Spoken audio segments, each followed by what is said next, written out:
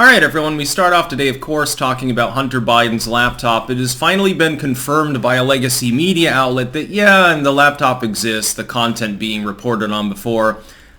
It's true, it's actually real. So yes, Hunter Biden was smoking crack with prostitutes, some presumably of a dubious age. Was getting weird with it, I think his cousin. Biden was aware of this, by the way. He did set up meetings with his dad in Burisma, directly contravening what the Biden said. Biden said, I never met with any of these people. There was no quid pro quo, therefore, so there's nothing to look into. Now, when these revelations were made public, I mean, the New York Times report here doesn't confirm anything we didn't already know. My big problem with this is that the legacy media didn't even bother to investigate the situation, said there's no evidence for any of this stuff.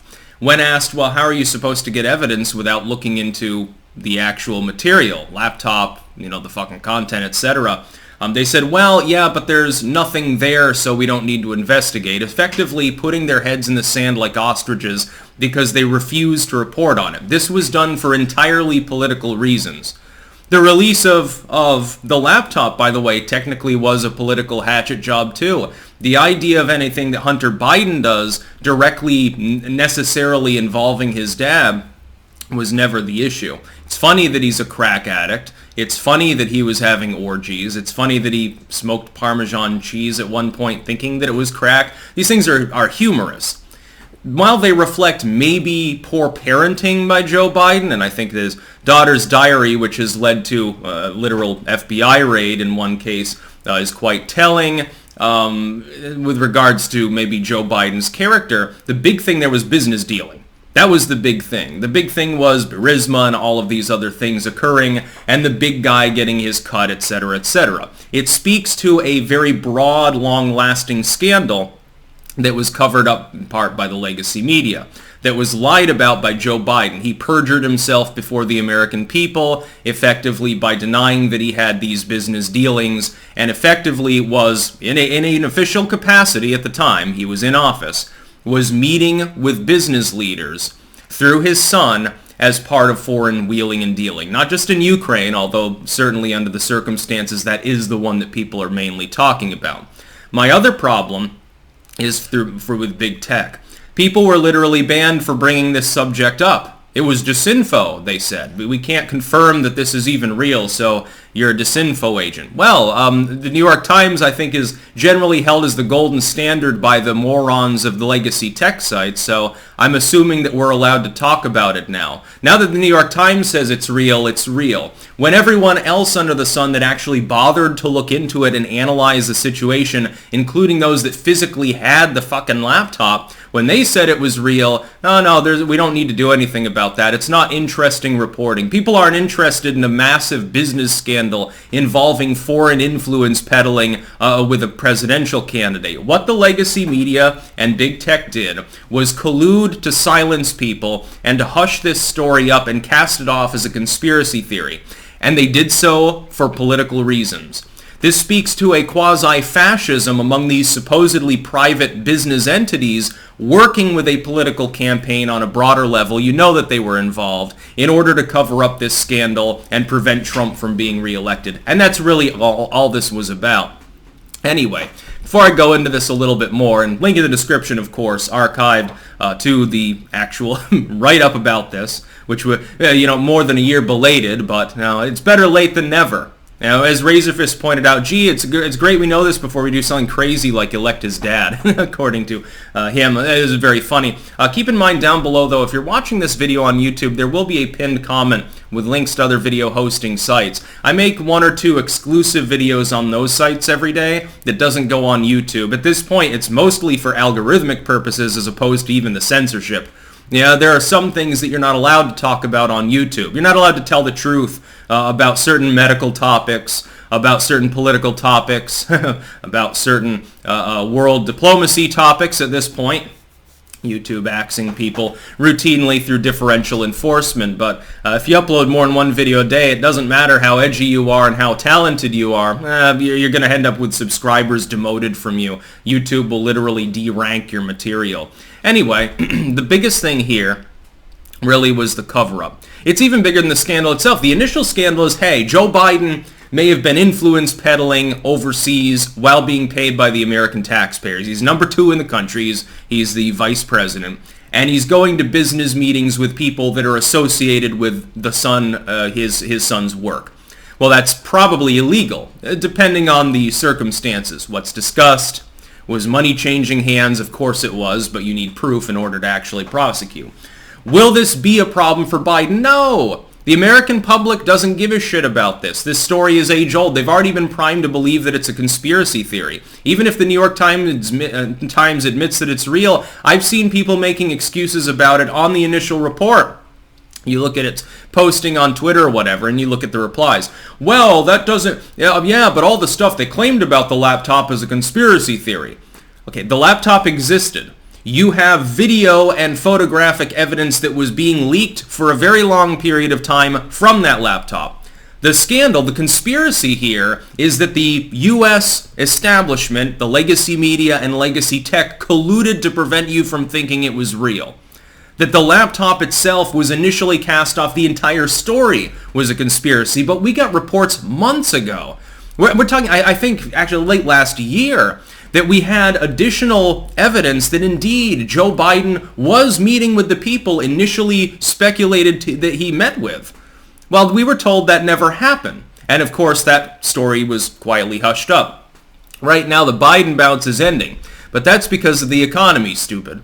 Biden got a brief bounce because he became a quasi-war president, but the war's not going so well. That's not great for your popularity. If anything, the invasion of Ukraine might end up dead weight around Joe Biden's neck, and thank goodness, because the Democrats need to be massively punished for wrecking the U.S. economy. They need to be scooted aside before they can do any more of the Great Reset bullshit. But this is effectively part of that. You had to get your puppet, Joe Biden, into power, because of course he's not the one calling the shots. Various generals and shareholders are. It's almost like he's a publicly traded commodity. And there are a bunch of people who have invested in Joe Biden, and so they get the influence out of him. And so it's basically sleazy, empty soup political hacks. I'm sure some foreign influence, certainly from the Chinese, because they do have dirt on the Bidens. So apparently, too, do the Ukrainians. Here's the other problem that I have with the situation. Right now, one of the main U.S. foreign policy aspects is dealing with Russia invading Ukraine.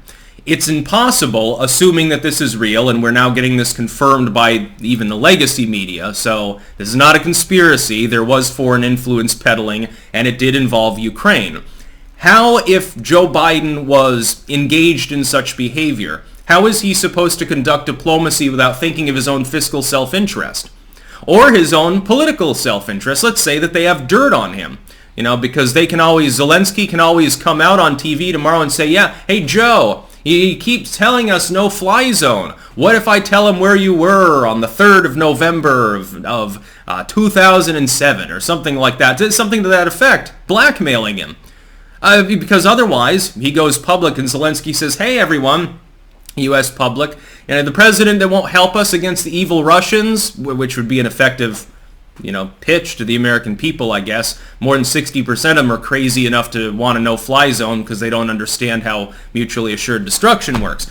Hey, American people, this dude that you elected, he was doing dirty dealing. Here's 10 documents. I'm putting them on the internet about how Joe Biden is an asshat and was stealing money and banging underage Ukrainian hookers and stuff. He probably did.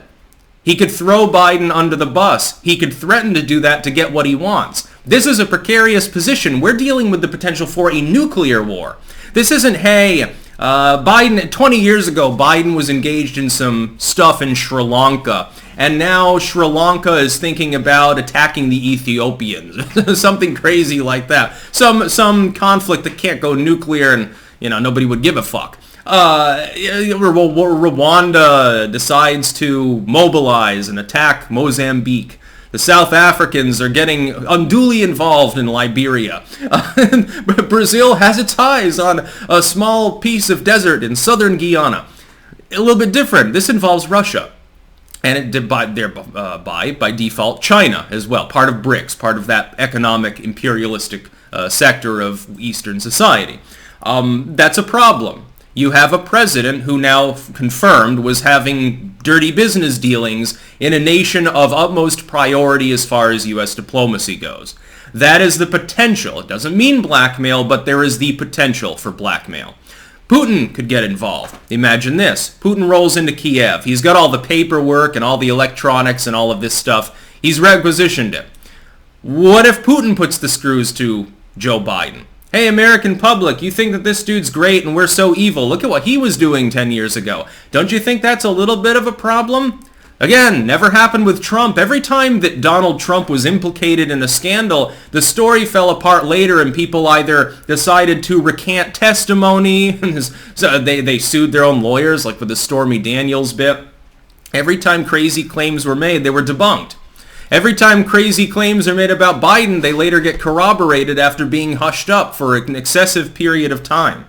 And that shouldn't be happening. This is like with Obama. He spied on members of the press. He used I think it was the FBI to spy on AP journos that were too critical of him, that were looking too deeply into what Obama was doing, especially in the sense of, ironically, intel, if I remember correctly. That story wasn't even widely reported by AP to defend its own journos. It was a blip on the radar. Nobody else even touched the story. Ironically enough, you only heard about that grave importunity towards the Fourth and First Amendment if you were watching fucking Alex Jones and shit like that. Or like Glenn Beck, who is a conspiracy theorist, let's face it. He's got his whiteboard and chalkboard behind him, and it's basically just George Soros over and over, but you know, there are other people, Glenn, just to be clear, that are, you know, part of the world economic bullshit thing. So yeah, it's legit. I knew that more than a year ago. You knew that probably. Soccer Mom America didn't. Now they're being treated to a sanitized version. Well, the laptop exists and the files are real, but just don't look too much into it. Please don't look at Hunter Biden banging potentially underage people with his father's knowledge. Please don't look at the fact that Biden's son is a goddamn train wreck and, you know, the apple tends not to fall far from the tree. Definitely don't look into his dealings with dozens of foreign leaders and, you know, economic figures and banksters and stuff, possibly in violation of federal law while he was VP. No, don't, you don't need, we'll report on what you need to know. It'll be sort of like CNN's coverage of the WikiLeaks release about the DNC emails. Well, no, it's illegal for you to look at these. Just let us do that. We're different because we're the press. We'll give you a sanitized rundown of all the scandals that we'll claim are false and really they were all real. That's about all. Peace out.